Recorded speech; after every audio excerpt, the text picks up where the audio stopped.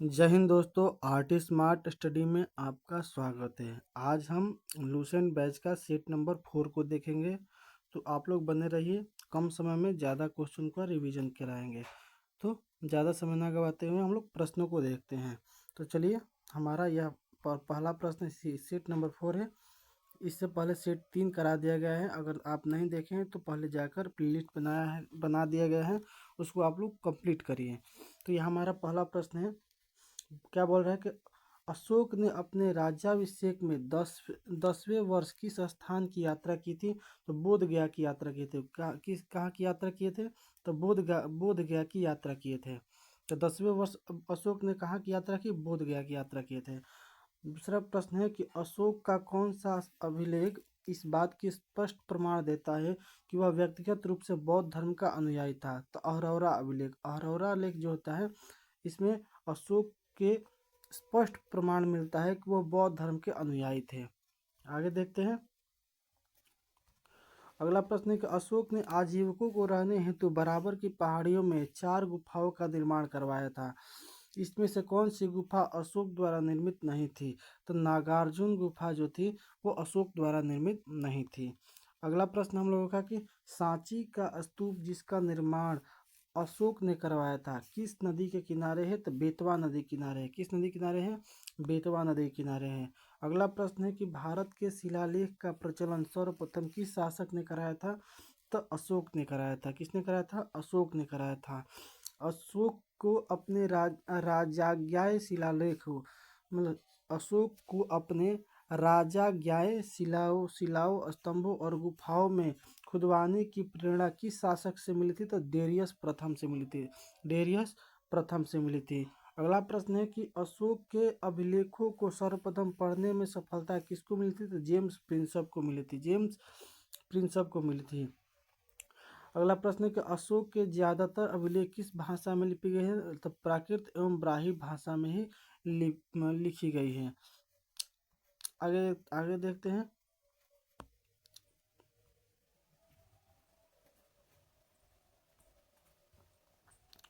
अगला प्रश्न है हम लोग का कि निम्नलिखित में से किस स्थान से अशोक के ग्रीक एवं अरमाइक लिपि के अभिलेख मिलते हैं? तो अफगानिस्तान से। कहाँ से? अफगानिस्तान से। और यहाँ पर देखिए एक प्रश्न ही थी छूट गया है, इनका मिस प्रिंट है, आप लोग देख लीजिएगा। आगे देखते हैं। अशोक के स्तंभ लेखों की कुल संख्या कितनी है? तो 7 है। कितनी है? 7 है। अगला है प्रयाग स्तंभ लेख मूल रूप से कहाँ है? तो कौशाम्बी में। कहाँ है? कौशाम्बी में। कौशाम्बी में, याद रखिएगा कहाँ है? कौशाम्बी में। किस स्तंभ पर अशोक के सातों प्रमुख स्तंभ लेख एक साथ उत्कीर्ण है? तो दिल्ली टोपरा स्तंभ लेख। दिल्ली टोपरा स्तंभ लेख। आगे देखते हैं। किस मौर्यकालीन बंदरगाह का संबंध पश्चिमी देशों यानी कि यूनान और रोम के साथ व्यापार से था और यह गुजरात में स्थित था? तो इसका आंसर हो जाएगा भृगु, कच्छ या भरूच। भृगु, कच्छ या भरूच। तो यानी कि बोल रहा है कि किस मौर्यकालीन बंदरगाह, तो भृगुकच्छ या भरूच बंदरगाह का संबंध पश्चिमी देश से व्यापार के लिए था, जो कि गुजरात में स्थित है। तो ये गुजरात में स्थित यह बंदरगाह है भृगुकच्छ और भरूच। आगे देखते हैं। किस स्तंभ लेख पर वृष यानी कि बैल वृषण यहाँ पर विष की मूर्ति मिली है? तो रामपुरवा अभिलेख में। रामपुरवा अभिलेख में। अगला प्रश्न है कि किस मौर्यकालीन बंदरगाह को मसालों के व्यापार के लिए जाना जाता था, जो कि केरला में है? तो मुजिरिस बंदरगाह को मसालों के व्यापार के लिए जाना जाता था, जो कि कहाँ है? केरला में स्थित है। आगे देखते हैं कि अशोक के किस स्तंभ का शीर्ष हाथी की मूर्ति वाला था? तो संकिया स्तंभ। कौन सा स्तंभ है? संकिया स्तंभ है। संकिया स्तंभ है। आगे देखते हैं। अशोक ने बौद्ध धर्म के प्रचार के लिए अपने पुत्र महेंद्र एवं पुत्री संघमित्रा को कहाँ भेजा था? तो श्रीलंका भेजा था। प्रयाग स्तंभ लेख पर कितने कालखंडों के अभिलेख अंकित थे? तो 3 कालखंडों के अभिलेख अंकित है। खरोष्टी लिपि जो थी कैसे लिखी जाती थी, तो दाएं से बाईं ओर लिखी जाती थी। किस अभिलेख को रानी का अभिलेख भी कहा जाता है, तो कौशाम्बी अभिलेख को रानी का अभिलेख भी कहा जाता है। अशोक का सबसे छोटा स्तंभ लेख कौन सा था, तो रुम्नी देय जो लेख था वो सबसे छोटा स्तंभ लेख था। मौर्य काल में भू राजस्व की दर कितनी थी, तो 1/8 भाग, 1/8 भाग। मौर्य काल में उपधा परीक्षण किसे कहा जाता था, तो उपधा परीक्षण किसे कहा जाता था, तो मंत्रियों की चरित्र जांच को उपधा परीक्षण कहा जाता था। अर्थशास्त्र में जासूस को क्या कहा जाता था, तो चर कहा जाता था। अशोक के समय मौर्य साम्राज्य में कितने प्रांत थे, तो 5 प्रांत थे। कितने प्रांत थे, 5 प्रांत थे। मेगास्थनीज के अनुसार नगर प्रशासन कितने सदस्यों का एक मंडल करता था, तो 30 सदस्यों का एक मंडल करता था। मौर्य काल में बिक्री कर के रूप में मूल्य का कितना भाग वसूला जाता था, तो 10वां भाग वसूला जाता था। मेगास्थनीज के अनुसार एग्रोनोमाई कौन सा अधिकारी था, तो मार्ग निर्माण अधिकारी को एग्रोनोमाई अधिकारी कहा जाता था। युद्ध क्षेत्र में सेना का नेतृत्व करने वाले अधिकारी को क्या कहा जाता था, तो नायक कहा जाता था। क्या कहा जाता था, नायक कहा जाता था। अर्थशास्त्र में गुप्तचर को क्या कहा जाता था, तो गूढ़ पुरुष कहा जाता था। गूढ़ पुरुष कहा जाता था, गुप्तचर को कहा जाता था गूढ़ पुरुष। आगे देखते हैं। मौर्य काल में दीवानी मामलों के लिए किस शब्द का प्रयोग किया जाता था, तो धर्मस्थीय का प्रयोग किया जाता था। मौर्य काल में सीता भूमि किसे कहा जाता था, तो सरकारी भूमि को सीता भूमि कहा जाता था। आगे देखते हैं। मौर्य काल में मुद्रा को क्या कहा जाता था, तो पण कहा जाता था। मेगास्थनी ने भारतीय समाज को कितने वर्गों में विभाजित किया था, तो 7 वर्गों में विभाजित किया था। बहुत इंपॉर्टेंट है, 7 वर्गों में विभाजित किया था। मौर्य काल में स्वतंत्र वेश्यावृत्ति को अपनाने वाली पहली महिला क्या कहलाती है, तो रूपजीवा कहलाती है। मौर्य काल का अंतिम शासक कौन था, तो मौर्य वंश का अंतिम शासक था बृहदत्त था। पुष्यमित्र शुंग ने अपनी राजधानी कहाँ स्थापित की थी, तो विदिशा स्थापित की थी। किस ग्रंथ में पुष्यमित्र शुंग को बौद्ध धर्म का घोर विरोधी बताया गया है, तो दिव्यावदान और तारानाथ के इतिहास में पुष्यमित्र शुंग को बौद्ध धर्म का घोर विरोधी बताया गया है।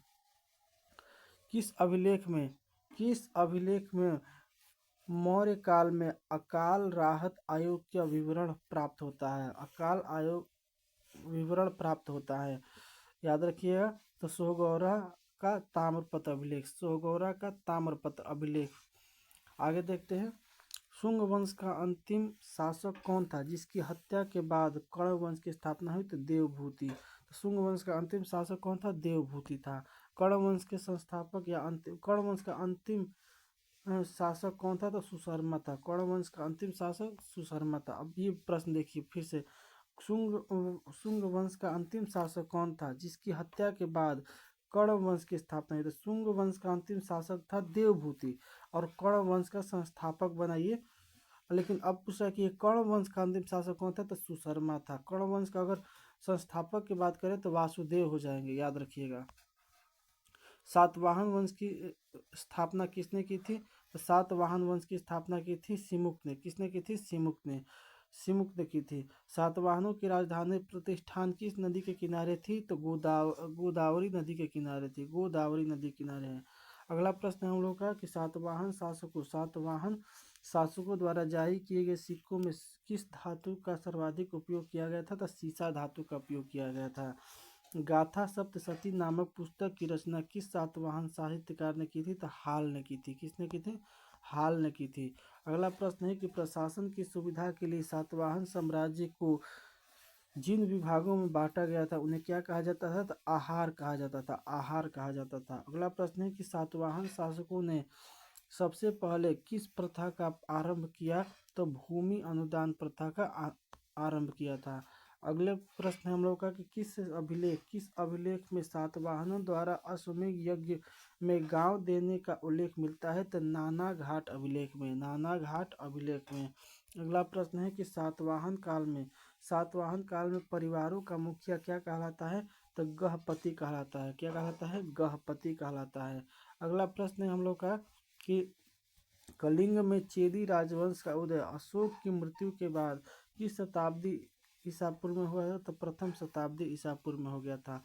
चेदी राजवंश के समय कि चेदी राजवंश के किस प्रतापी राजा के बारे में जानकारी हाथी गुम्फा अभिलेख से मिलता है? तो कलिंग राज खारवेल के बारे में जानकारी मिलती है। अगला प्रश्न है हम लोग का कि भारत पर आक्रमण करने वाले विदिशा आक्रमणकारियों का सही क्रम क्या है? तो सबसे पहले हिंद, यूनानी, शक, पल्लव और कुषाण आए थे आक्रमण करने। अगला प्रश्न हम लोग का कि भारत पर सबसे पहले किस यूनानी शासक ने आक्रमण किया था? तो डेमेट्रियस ने किया था। किसने किया था? डेमेट्रियस ने किया था। आगे देखते हैं हम लोग हिंद यूनानी शासकों में सबसे अधिक विख्यात कौन था? तो मीनांडर था। कौन था? मीनांडर था। मिलिंद पन्हो नामक पुस्तक में मीनांडर के प्रश्न को किस बौद्ध भिक्षु के उत्तर से संग्रहित है? तो नागसेन। यानी कि मीनांडर का प्रश्न था और नागसेन का पुस्तक था। इसी पुस्तक और इसी वार्ता को मिलिंद पन्हो कहा जाता है। मिलिंद पन्हो कहा जाता है। और मिलिंद पन्हो नामक पुस्तक में मीनांडर के प्रश्न थे और बौद्ध भिक्षु नागसेन के उत्तर थे। याद रखिएगा। भारत में सबसे पहले सोने के सिक्के किस शासकों ने जारी किए थे? तो हिंद यूनानियों ने। अगला प्रश्न है कि यूनानियों द्वारा भारत के पश्चिमोत्तर सीमा प्रांत में चलाई गई प्राचीन कला को क्या कहते हैं? जिसका एक उत्तम उदाहरण गांधार कला है। तो हेलेनिस्टिक आर्ट। भारतीय नाट्य कला में यवनिका नाम से क्या प्रसिद्ध है? तो पर्दा प्रसिद्ध है। क्या प्रसिद्ध है? पर्दा प्रसिद्ध है। अगला प्रश्न है कि गैल्मिक किस सैनिक टुकड़ी का प्रावधान होता था? तो गैल्मिक किस सैनिक टुकड़ी का प्रावधान होता था? तो 9 रथ, 9 हाथी, 25 घोड़े और 45 पैदल सैनिक को गैल्मिक कहा जाता था। ये प्रधान होता था। गैल्मिक किस सैनिक टुकड़ी का? तो इतना टुकड़ा जो रहेगा ना, अगर 9 गो रथ रहेगा, 9 हाथी, 25 घोड़ा और 45 पैदल सैनिक रहेगा, तो उस गैल्मिक को सैनिक टुकड़ी का प्रधान कहा जाता है। तो सैनिक टुकड़ी का प्रधान कौन होता है? तो गैल्मिक। आगे देखते हैं शकों का सबसे प्रतापी शासक कौन था? तो शकों का सबसे प्रतापी शासक था रुद्रदामन प्रथम। अगला प्रश्न है कि किस शक शासक ने काठियावाड़ की अर्धशुष्क सुदर्शन झील का जीर्णोद्धार किया था? तो रुद्रदामन प्रथम हो जाएगा। शक मूलतः कहाँ के निवासी थे? तो मध्य एशिया के निवासी थे। अगला प्रश्न है 64 नंबर की किस गुप्त सम्राट को सबसे अधिक विख्यात विक्रमादित्य माना जाता है? तो चंद्रगुप्त द्वितीय को। विक्रम संवत किस वर्ष में प्रारंभ हुआ था? तो 58 ईसा पूर्व में प्रारंभ हुआ था। 58 ईसा पूर्व में। अगर शक संवत का बात करें तो 78 ईसा हो जाएगा। 78 ईसा पूर्व में। आगे देखते हैं भारत में शक राजा अपने को क्या कहते थे? तो क्षत्रप कहते थे। अगला है पार्थियाई लोग का मूल स्थान कहाँ था? तो पार्थियाई लोग का मूल स्थान था ईरान था। कहाँ था? ईरान था। किस पार्थियाई राजा के शासनकाल में सेंट टॉमस ईसाई धर्म का प्रचार करने भारत आया था? तो गोंडोफनिर्स। कुषाण वंश का संस्थापक कौन था? तो कुजुल कड़फिसेस। शक संवत किस वर्ष से प्रारंभ हुआ जिसे भारत सरकार द्वारा प्रयोग लाया जाता है? तो 78 ईस्वी में। बौद्ध धर्म की अच्छा, यहाँ पर एक बात ध्यान रखिएगा। ईसा पूर्व वहाँ पर बता दिए थे। शक संवत जो था ना, शक संवत ये 78 ईस्वी होगा। क्या हो जाएगा? 78 ईस्वी होगा।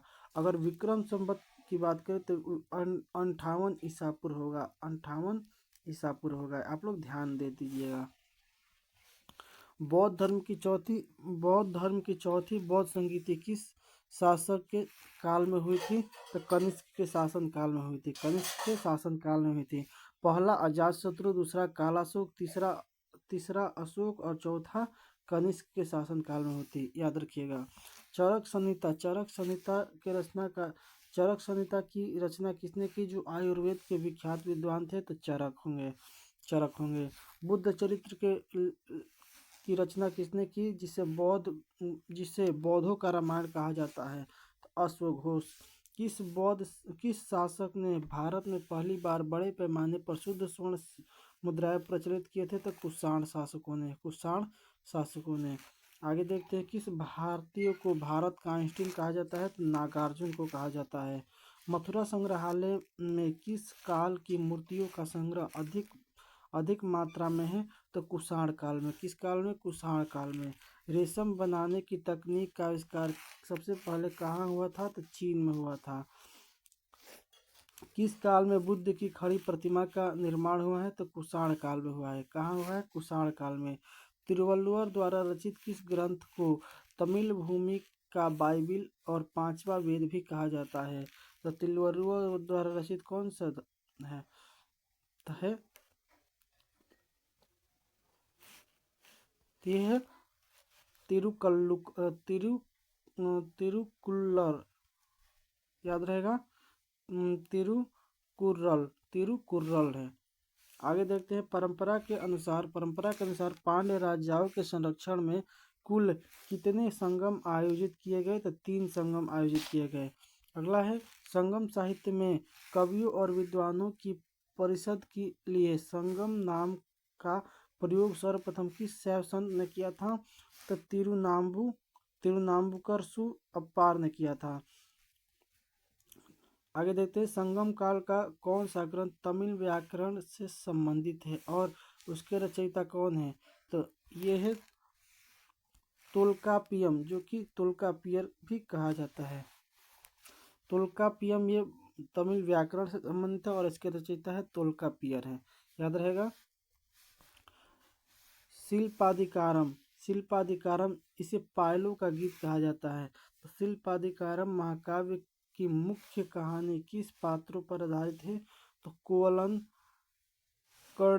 कड़गी और नर्तकी माधवी पर आधारित है।